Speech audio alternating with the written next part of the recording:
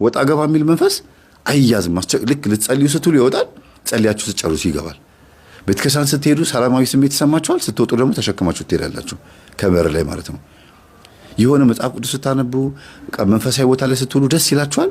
እንደገና ወደ ቤት ስትመጡ ደግሞ እንደገና ያ ነገር ይመጣል ይገባል። ለምን ወጣ ገባ ነው የሚለው።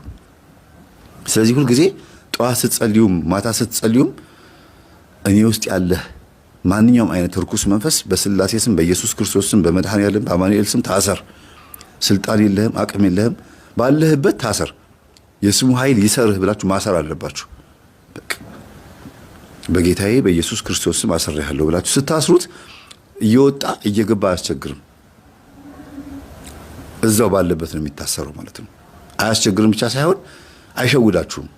ስትጸልዩ ስትሰግዱ የሚያንጠራራችሁ የሚያዛጋችሁ እኮ የታሰረ መንፈስ ነው አይደል እንዴ? መውጣት ስላልቻለ እኮ ነው።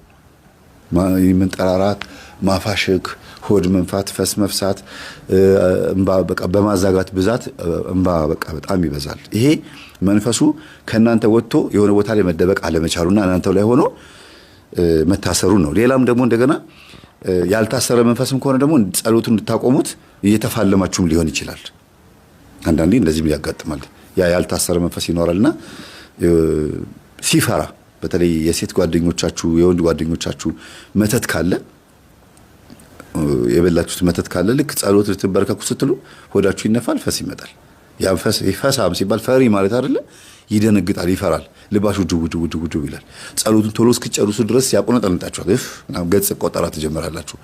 ጭንቅ ይለዋል በቃ።